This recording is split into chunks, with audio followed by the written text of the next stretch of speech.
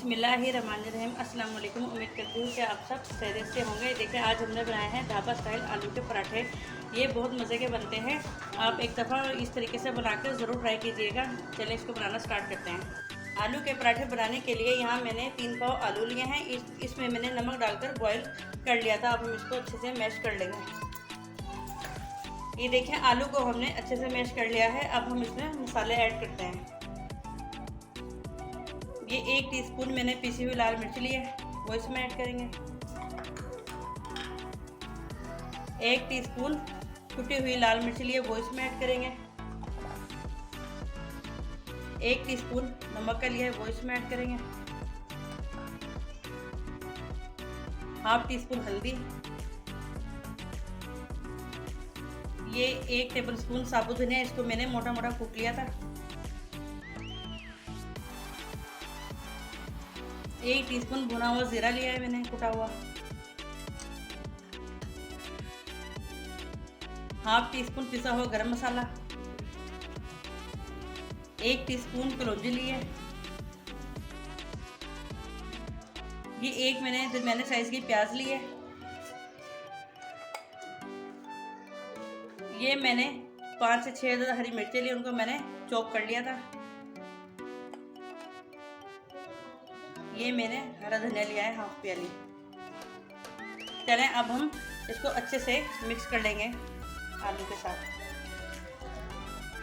ये देखिए हमने सारे मसाले आलू के साथ अच्छे से मिक्स कर लिए हैं। अब हमने इसको 10 से 15 मिनट के लिए ढक के रख देना है।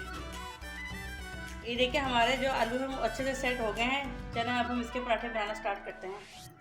ये मैंने गंदम का आटा लिया था, इसमें मैंने नमक और ऑयल डालकर अच्छे से गूंद के रख दिया था 1 घंटा पहले। हमारा आटा जितना अच्छा तरीके से गूंद के रखेंगे पराठे उतने ही अच्छे बनेंगे। चलिए हम इसका आटे का पेड़ा बनाते हैं। हमने इसको अच्छे से गोल कर लेना है।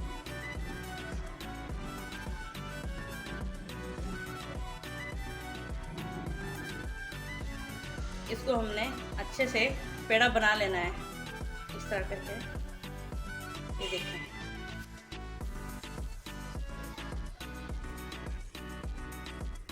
ये देखिए बस अब हमने इसको हल्के से ऐसे प्रेस कर लेना है। ये हमारा पेड़ा बन गया है। अब हमने इस पर थोड़ा सा कुछ आटा डालना है। इसको हमने हल्के हल्के हाथ से प्रेस करना है।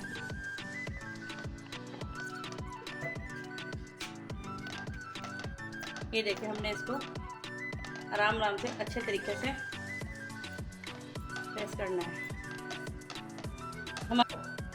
हमारा आटा जितना अच्छा गूंदा होगा पराठे उतने ही मज़े के बनेंगे।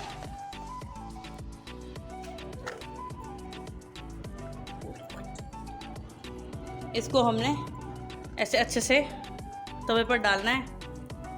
तो ये हमने अच्छे से इस पर ऑयल लगाना है। ये बहुत मज़े के बनते हैं आलू के पराठे ढाबा स्टाइल।